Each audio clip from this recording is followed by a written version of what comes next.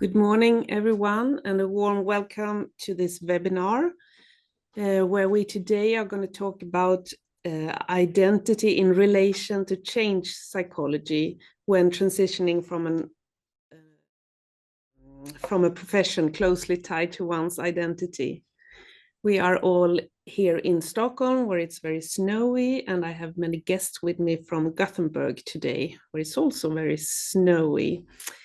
We're going to run for about 1 hour, but we're going to start with a lecture for about 20 or 25 minutes with Stefan Hugestrand. He's a psychologist and a psychotherapist with many years' experience of finding out in people's brain what happens when you go into a change. And I will let him develop his topic a bit further. I also have with me Gina and Jesse. Gina is a former dancer and has changed her career and started her own ballet school. And Jesse is also a dancer, and he is, as we speak, beginning his career change. So I will let Gina and Jesse reflect upon Stefan's speech afterwards. And we also have Britt Marie LaBrosse, a SOK advisor or counselor that has many years of experience from helping people to do the career switching or changes. Yeah, I think that's about what I wanted to say before we start. So I will give the word to Stefan in Gothenburg. Are you with us? Hi, Annika. I'm with you guys. Oh, welcome. Thank you. You are free to make a much better introduction of yourself than I did. So please let us know where you come from and what this 20 or 25 minutes will be about. Yeah, sure. My name is Stefan Hugestrand, and I'm a psychologist and psychotherapist, and I've been working as such for about 24 years. If you guys from Sweden hear some accent, it's because I'm half Greek, half Swedish. So I grew up in a multicultural family, which is very good for that kind of knowledge. And today we're going to speak about the transition process from something old to something new. And I'm going to try to connect that to a little bit more deeper layers of our psychological vulnerability. We all have our psychology, and we all have the containment of emotions, thoughts, and behaviors that form our personality, of course. And let me start by saying that CBT, as my title says, over there, psychology is get the body. CBT in English is the acronym for cognitive behavioral therapy, and this is just one of the ways, one of the methods in order to make some order in how we function as human beings in our psychological needs. And C stands for cognition. Cognitions, which means thoughts, the way we think about everything, the way we code and we process everything around us, within us, other people, etc. And of course, that kind of processing is including a lot of emotions. It is not included in the acronym of CBT. It should be called actually cognitive emotional behavioral therapy, but it's not there. But I'm using it anyway. So cognitions is our programming, if I may say so. We're not robots, but we're quite advanced androids, as I was to say. And our software is the way we think. And then we have the emotions, and then we have the behaviors. And of course, according to that, the functional cognitions give birth to functional behaviors, and the opposite, of course. Some dysfunctional cognitions give order to dysfunctional behaviors, the way we behave, not according to our needs. And this is very strange, according to scientific research. Why do we have dysfunctional thoughts? Why do we have thoughts that actually brings us down? In our own brain, we think about we are belittling ourselves. We think depressive thoughts that put down our value. We are afraid of any kind of challenges. We're afraid of everything from elevators to spiders to frogs in the forest, whatever it could be. And this is a little bit, come to think of that, it's a little bit illogical, irrational, of course. That's why phobias are called irrational fears. And we know today that that depends on the fact that we have two different structures in our brain, two different structures who gives us two different feedbacks about the thing we are perceiving. And that's why sometimes when we think about transition or ourselves or any kind of challenge, we think in two different ways. Most often a realistic point of view, and sometimes positive point of view, but also a negative point of view. And the realistic one, the one structure in our brains that you guys should rely on is the frontal lobe. And I'll show my frontal lobe here. The frontal lobe is the good stuff. The frontal lobe is actually responsible for about 95% of our thoughts. So we think about 70,000 thoughts every day. We nerds have counted it. Plus minus a standard aviation or vehicles, I don't know the word for that. And we think about 70,000 thoughts, and most of them are actually controlled by the frontal lobe. And the frontal lobe is a very important part of us. We have actually our identity, the way we perceive ourselves, our personality is within the frontal lobe's functioning. Because this is the captain of the boat.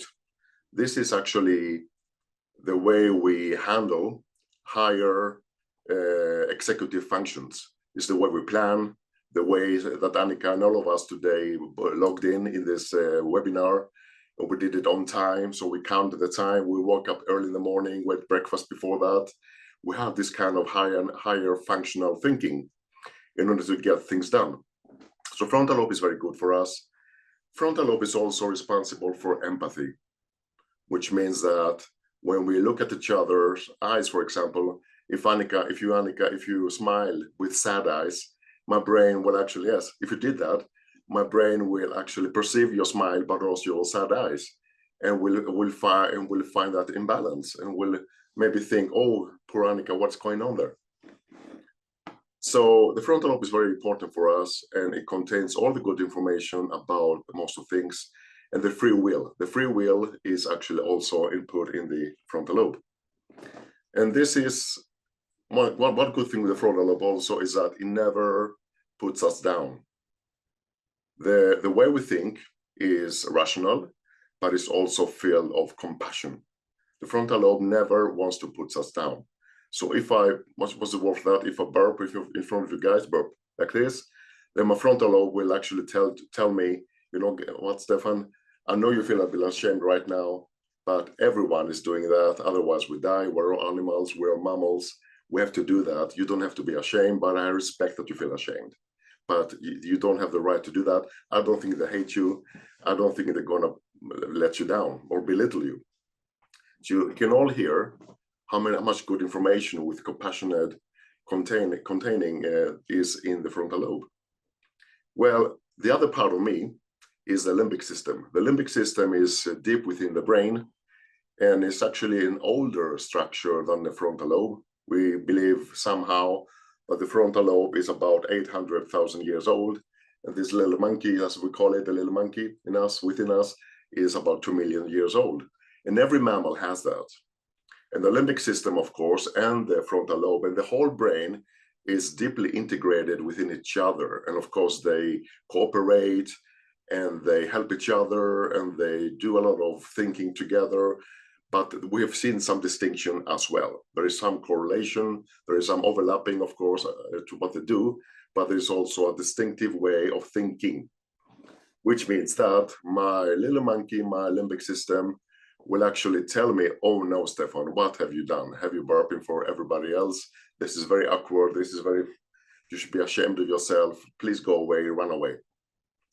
So the limbic system is the part of us that most of the times tries to manage threats. So it's a threat-seeking system and a threat-managing system and a threat-reminding system. And it's actually mostly done or created for real threats. It used to be back in the days, it used to be lions, tigers, wars, tsunamis, whatever, of course, that threaten our lives. So it's a very emotional and very instinctive and very automatic part of us. And the limbic system, that monkey, of course, reacts with the fight, flight, or freeze response, which is very, very automatic. While, as I told you before, you guys, the frontal lobe is more inclined to the free will and more better when it comes to impulse control. Not the monkey. The monkey doesn't have an impulse control. The monkey is very impulsive. So that kind of metaphor, of course, is not a monkey, but I call it a monkey because it's quite dramatic. It's always inclined to managing threats. And as I told you before, the threats we used to have were more primary, were more actually a threat to our lives. And that's why deep within us, we have that kind of reaction system that will respond with immediate attack mode or flight mode or freeze mode if we're really threat. And this is the managing. It will actually see where the threat is coming from, and then we'll manage it, and it will remind us later on what the hell happened. Why was that lion in Stefan's office? We will never get back there again. So the limbic system, of course, like I told before, is very automatic and is done for more primary, primitive threats. But nowadays, the threats we are having are more subtle and are more distinctive and are actually more elegant. We are today, the limbic system is more inclined to two different, but also correlating emotional threats. And it's the fear of me finding out, or you guys finding out, that I am defective, that I'm not good enough, that I'm an imposter, I'm a loser, that I'm worthless. And if you guys find out, if I myself find out, then you're gonna leave me. The fear of rejection, the fear of abandonment. So deep within us today, luckily we don't have any primary threats anymore. We don't have saber-toothed tigers, etc. We do have that kind of emotional distress when it comes to hurting each other by you guys finding out that I'm not good enough, or the opposite, of course. Do you guys recognize that? Annika, do you recognize that? Yes, thank you. So, yes, deep within us, we have that kind of emotional vulnerability. And that, of course, is based and grounded in our childhood experiences. And everybody has that. I don't know anybody that doesn't have that kind of vulnerability. But of course, according to the childhoods and to the earlier prevalence of traumas that actually hurt us deeply, or maybe us during when we were kids, not having our emotional needs met by our parents, of course, that kind of vulnerability becomes bigger. So if my parents, for example, or if my siblings or my school teachers have criticized me or bullied me, or maybe weren't there to tune in, to zoom into my own emotional needs, of course, I'm going to have a fragility. I'm going to be fragile and be afraid that I'm not good enough. I'm going to think that I am not defective, actually. So that kind of vulnerability is every day within us, but the way we manage it, or try at least to manage it, is by trying to avoid it. And it's where the monkey comes within, because the monkey, the limbic system, through the fight, flight, or freeze, is doing everything it can for us in order to manage that kind of vulnerability.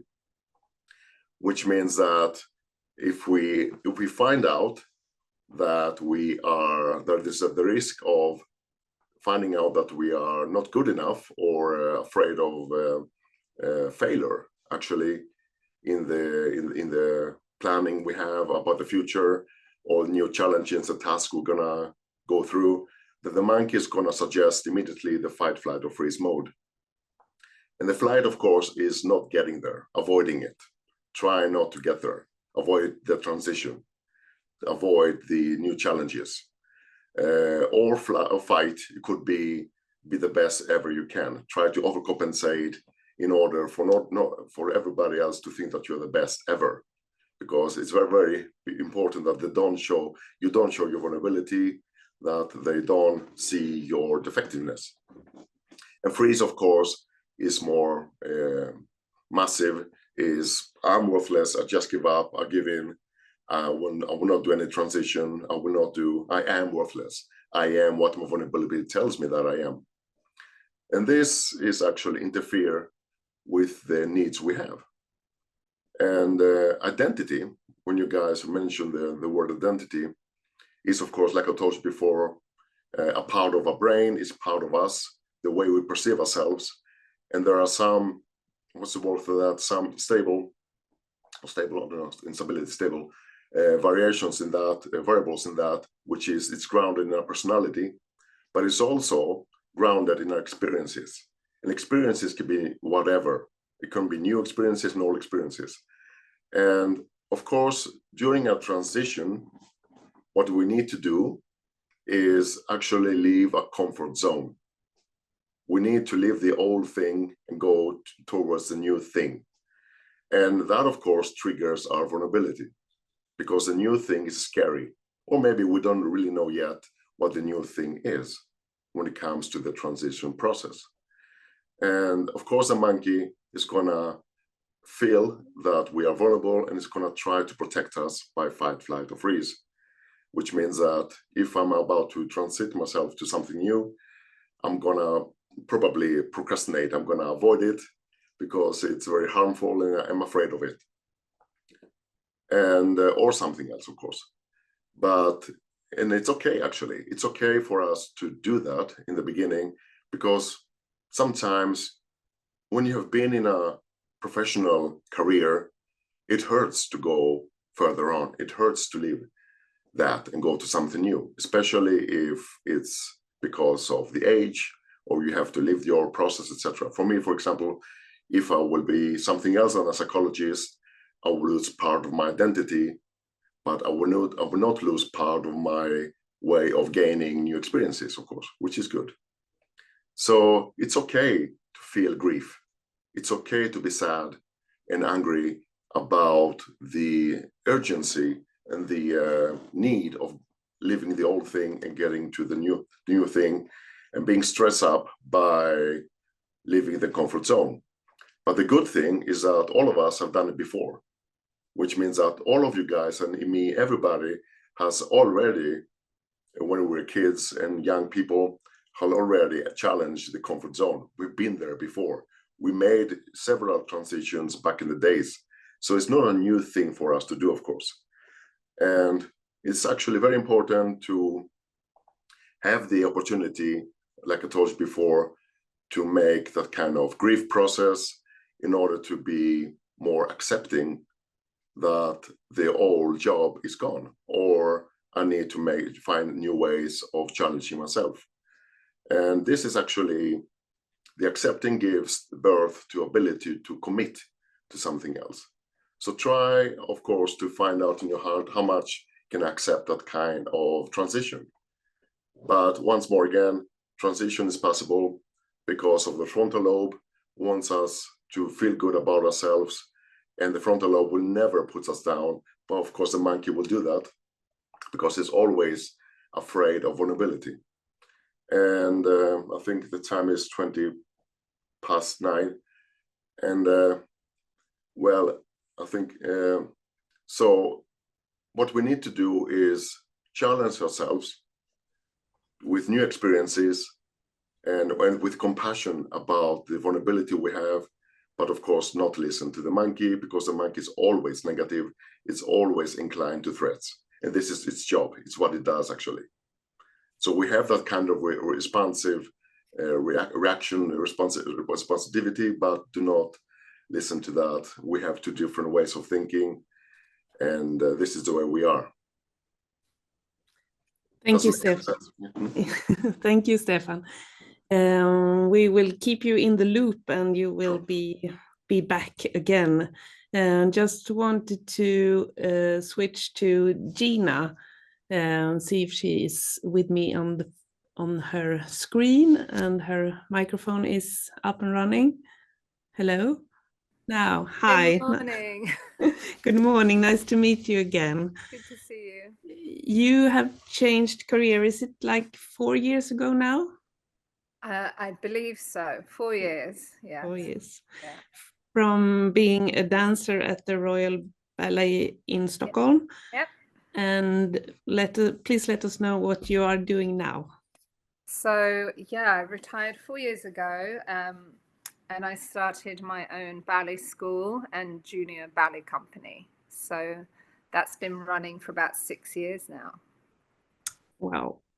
So when you listen to Stefan's lecture about how the monkey is alive and kicking and what happens in the frontal lobe and all those things that are actually human patterns that are kicking in once you're going into a transition.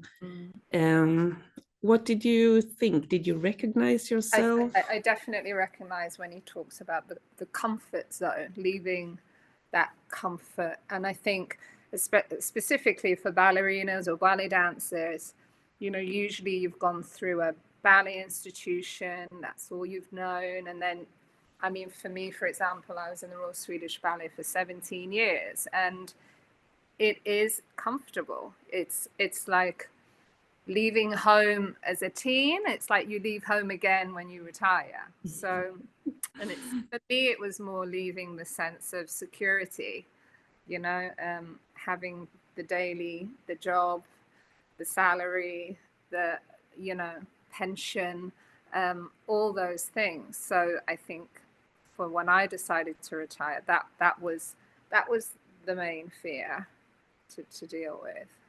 Because on the other aspect, I knew I was ready to leave that part of my identity, so to speak. Yeah.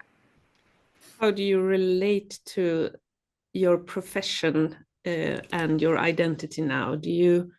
I will always be a creative. So absolutely, I was a ballerina and I will always be that ballerina. But I believe as a creative, you can use your creativity in other ways. And in many ways, I feel I'm using it even more now. It's become like, I feel like retirement is a huge growth.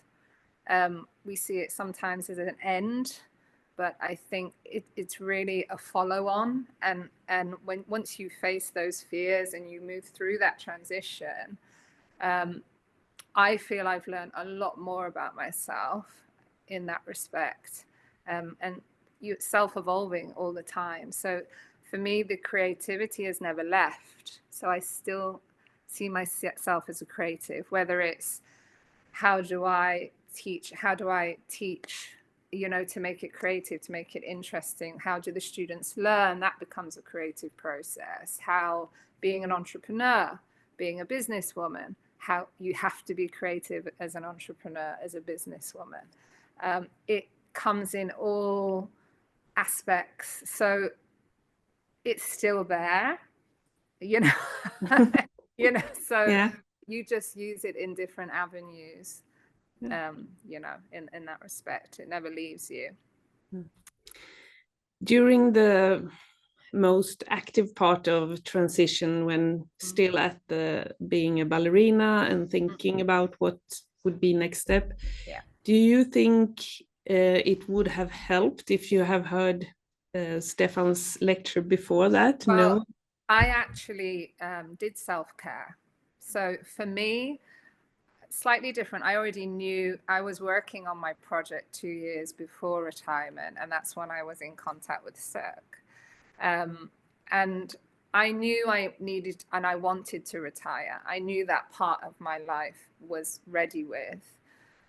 For me, it was when, because I was expected to retire in 3 more months to do a big grand farewell performance. And I knew in my heart of hearts that I was ready to go now. So I was toying with that. So I actually went to therapy and understood. And if it wasn't for my therapist who said, if you're going to leave in 3 months, what's the difference? You know, so that's why I decided to leave actually quite fast. I was, okay, I'm going now. Goodbye. And that was the end. But it's exactly as he says about freeze or flight or fight. I think I was lucky because I knew where I wanted to go. It was just knowing when, or not to do what was always expected of me, especially in the ballerina world where it is a little bit like this. So I really chose to do what was best for me. And when I finally made that decision, it was a relief. I'm just reflecting upon hearing you talk about knowing in your heart and then going through this motion. Stefan, can I ask you, is it like a preparation in the, is it like taming the brain to know what happens in the heart, or what's the relationship between heart and brain, would you say? Well, we believe that, okay, now I'm a nerd, so the heart is just a pump. Yeah. But of course, it is how it feels, because a lot of our emotions are actually have somatic markers in a body. When I feel grief, I can feel it in my heart. When I feel anxiety, I can feel it in my throat or in my stomach. So our body is part of that, of course. And the way we perceive love, and the way we have emotions is embodied in the whole brain, actually. So the whole brain is communicating with all the cells in the brain, are trying to use that kind of emotion in order to actually reform ourselves or make new experiences or memories, etc. So emotions are very, very important for us, not to actually control us, because sometimes they do that. And sometimes, according to the monkey, we make decisions according to get rid of those emotions, instead of understanding them. So emotions are not vulnerability. They're just signals that we feel this or that, or something's wrong. Okay, thank you. Thank you, Gina, for now. I think I'm going to switch to and hear what Jessie is saying now. Jessie, you are also a dancer as Gina, and you are right as we speak switching, but I know you have had a lot of thoughts about this earlier, because we made actually a film with you and Gina talking about your transitions, and you explained then that you had a lot of thoughts and you had different ways of analyzing where you were going. And I thought when we had this film that all of you can look at on the SOK Stiftelsen's website, that maybe Jessie has a bit more than 70,000 thoughts a day. Could it be like that for a while during this period? How do you reflect upon this speech from Stefan? Yeah, no, I mean, it is really informative, and I think you're right. For a period there, it was probably a bit more than 70,000 a day. Probably the same ones, but going back and forth. Yeah, no, I mean, now currently I am fully in transition, so I have chosen a direction, and I think for me, the most difficult part of the transition was choosing the direction. For me, like Gina, it felt that it was time to kind of move away from dance. I moved away from it a bit slower. I went from an institution into freelancing for a while, and so I had a bit of a taper, which was helpful. And yeah, it was really just, I mean, in sense of how to choose what it is that's coming next, and how, if your identity is so tied into what you've done for this first 20 years of your life, you want to choose something that feels in line with your identity for the next 20 years. And so I think that was a bit difficult. And yeah, I mean, the frontal lobe, I think, was a bit more clear, but the lizard brain did have many things to say. are you sure you want to go that direction? Are you sure that's going to be fulfilling? Are you sure that that's in line with how you want to live and with your potential and things like that? So I think it was actually just making the decision that was most difficult for me, choosing to leave the institution and to leave dance. Sort of like Gina, I felt that I'd had a long career. I felt very grateful for that, and that was not so difficult. But sort of the daunting aspect of, okay, well, now I have all of these things to choose from. I think that was the most intense part of it, and that took a while. I mean, I think as a dancer, I've been thinking about transition for 10 years, because you know that at some point it will end. So like any professional athlete, you're very clear on the fact that there is an end date. When that exactly is, you're not sure, but I think there was, the rumination seemed to stop a bit once I'd sort of decided to leave and decided to really make the transition. It kind of gave a bit more, okay, now we really have to, we can't just go back and forth and ruminate and maybe this and maybe that. It kind of it expedited the process a bit. So I guess one thing I could say is that while you're thinking about it, you can ruminate for a long time, but once you sort of push yourself off the cliff, it begins to solve itself a bit faster. Do you think it's helpful to have this psychological tools or, raster of knowledge? Would it been helpful to have that earlier in the career, to know that it was going to be hard, or is it just the right time when you get it? Do you? I mean, I think like Gina, I mean, I think dancers are quite intuitive beings. We spend a lot of time with emotional and physical interoception. So we spend a lot of time investigating our inner landscape. So I mean, 5 years ago, I mean, I sought out a therapist and kind of spoke through some of these topics. And then in the last year and a half also, I've had access to that as well. So I think that helps, just because it can be a very isolating experience. And even if you have colleagues or, you know, other dancers or other artists that are going through the same thing, we tend not to speak about it with each other so much. It's not a secret, and it's not, when it's private, but it's not an off limits topic. But I think that when you have, you know, the blind leading the blind, or the scared leading the scared, you don't share so much, because you don't want to necessarily say how possibly confused and lost you are for a time being.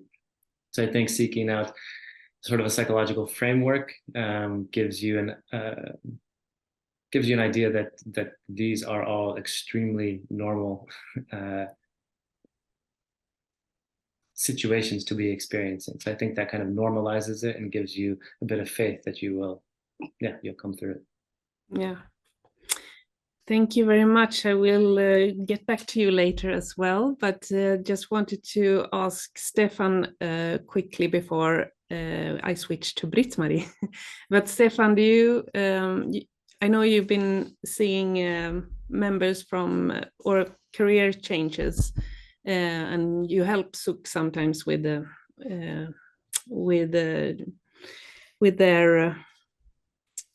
people who are changing. Can you say whether it's harder for the dancers, singers, and musicians than, for example, other professions to switch and to tame their monkey brains, etc.? It's a very good question, and I think statistically, the people I've been having the honor to work with from dancing areas, etc., are more intuitive. They have this kind of connection. Anyways, they are tuning in their own emotions, and they have that kind of emotional intelligence that makes my work easier to apply, actually. So, which is very good, of course. Different people, different personalities, but I see that there is a lot of commitment to that, to their healthcare, to their own care about that. So it makes my job easy to proceed with. So is it like they have, it's a bit harder for them because they have this very tight connection with identity, but they also have a lot of tools already within them, warmed yeah. up. Exactly. Okay. Great. I'm gonna talk to Britt Marie now. Are you around? See, yeah. And you can please switch on your mute. Yeah. Thank you very much. You are a SOK advisor or counselor, and you've been working with helping SOK, helping people to switch careers for I don't know actually how many years, but you for about 4 yeah. years here at SOK. Yeah. Yeah, and I just wanted you to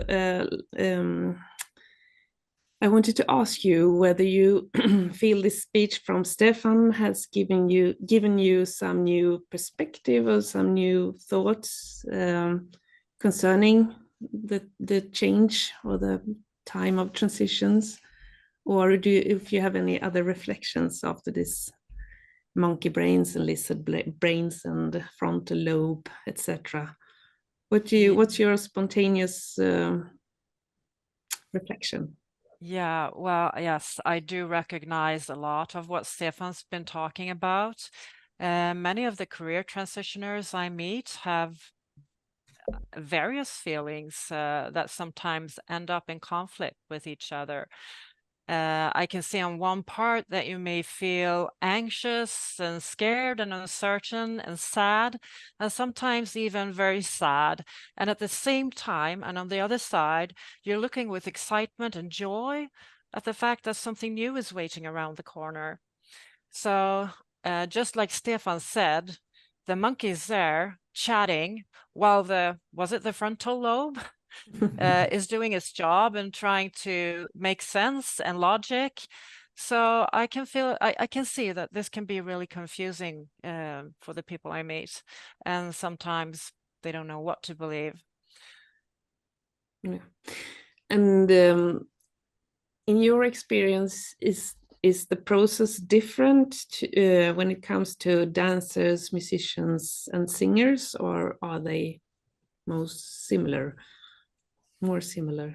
Well, maybe. I mean, it's never easy to separate. I like that metaphor, separate the separation. It's like separating from a partner. But what I see is that it's a little easier to separate from your performing arts profession if you're prepared. I think Gina talked about being prepared. And if you have chosen it yourself. I mean, if you're a dancer and have gone through several injuries, for example, or if you're a solo singer and you have your, how do you say that, vocal cords go on strike, and you're forced into a transition, I think that would make it more difficult. And I might also see that dancers are generally a little bit more prepared. I mean, they're not expected to practice their profession for life. Yeah. So maybe I see that dancers in particular are a little bit more prepared, but I must say that that would be maybe my most unscientific homemade study. I was going to ask you whether the age factor is something relevant here as well, because it's there are different dancers are the youngest ones, I think, when they are allowed to go into this SOK program, and musicians are the oldest one, I think. Yes. Is that a factor at all, or? Yeah, well, I think that's connected to what I just said, that the dancers aren't really expected to practice their profession for life, while as a singer, it could be possible, but not always. So I think there's a connection there, yes. I could also say that another pattern that I see is that, I mean, all performing arts or performing artists, they start often in a very young age. And as Stefan said, that becomes a large part of their identity. And I mean, if you're being basically the best in the world of what you do, it creates a strong identity to your profession. As an example, like when I talk about my work, I usually say that I work as a career advisor, but I have heard many performing artists that they usually say that they are dancers or singers or musicians. So in general, I would probably say that there are more similarities between the groups than differences, but it's also individual. There are challenges, and what they stand for can be very individual as well. Thank you. I'm gonna just, before the next question, I wanted to just say, encourage the people who are listening, if you want to ask something or say something, you are very much allowed to raise your hand or send a message in the chat, so you know. I was going to ask, and I think it's an open question to all of you who are in this webinar, sorry. Is it like, because my tolkning, what's that? My interpretation, thank you, is that when you are a dancer, singer, or musician, or like these performing art professions, you are extremely close in your identity. It's like this very big love of your life thing. Is it possible to do, when you go to the next profession, is it possible to have a new big love of your life, or is it the one and only? Or is it too hard to switch? And I'm gonna, thank you. Does anyone want to say something about that? I can speak on that. Yeah, please do, Gina. I mean, for me, absolutely. Yeah.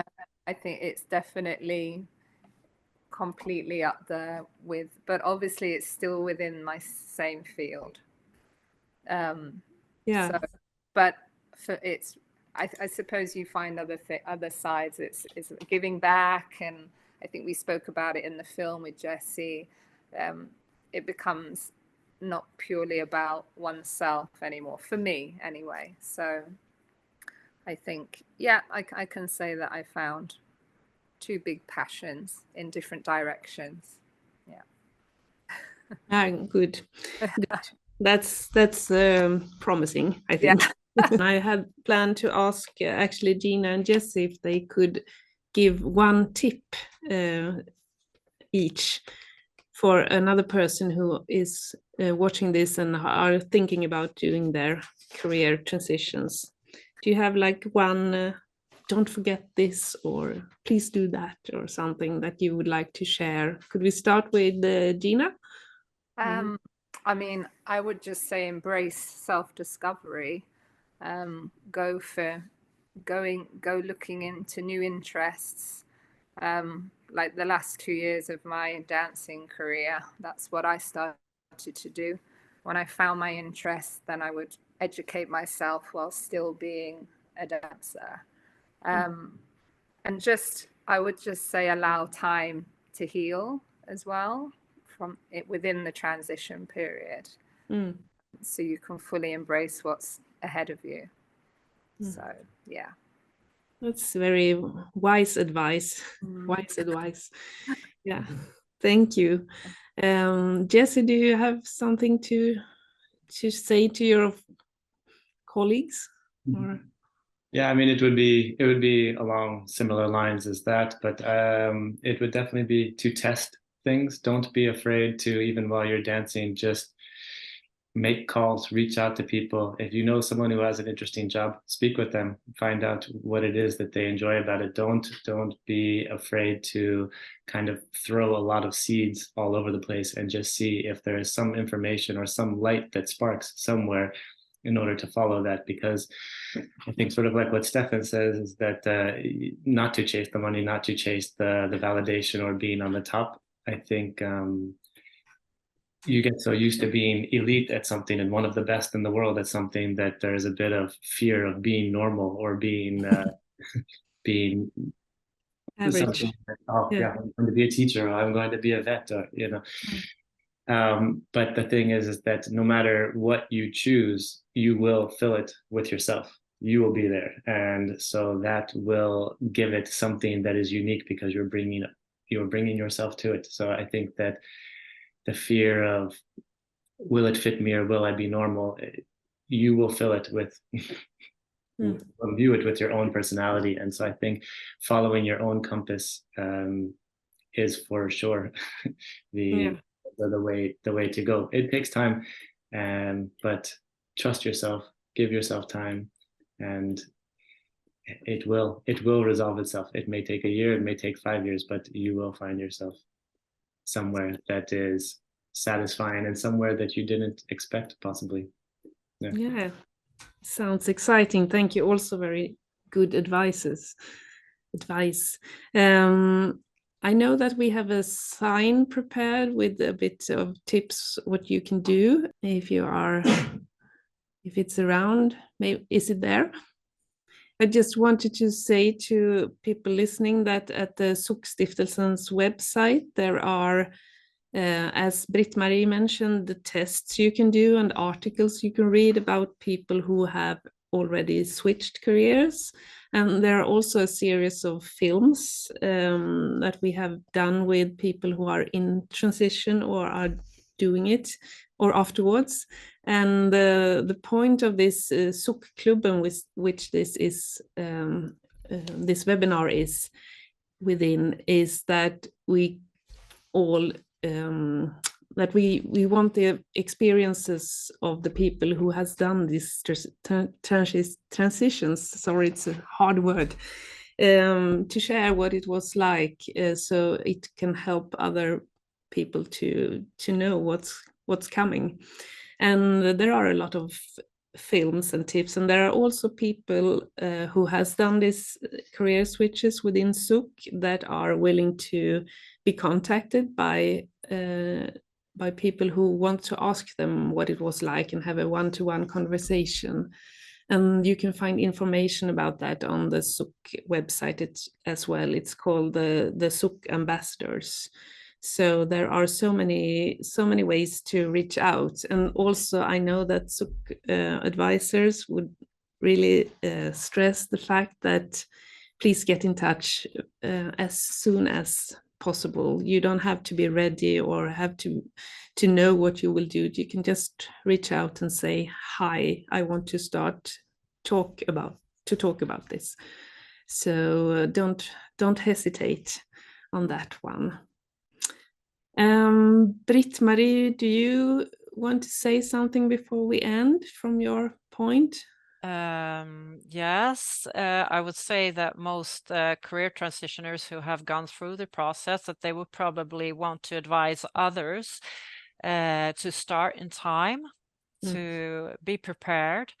And I would also want to say that if you do, I can't remember if it was today or because I did watch the Swedish version of this take too. So I heard that mistakes can happen. You can choose the wrong path, and if it does, we'll be here and we'll guide you and help you to untangle that situation and support you to something new.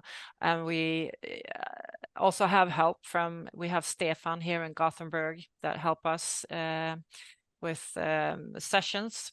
So you can have sessions from SOK with a licensed psychologist or psychotherapist. And we have agreements with several people in the country. And if you already established a contact with someone that you have met before, we could continue with that person.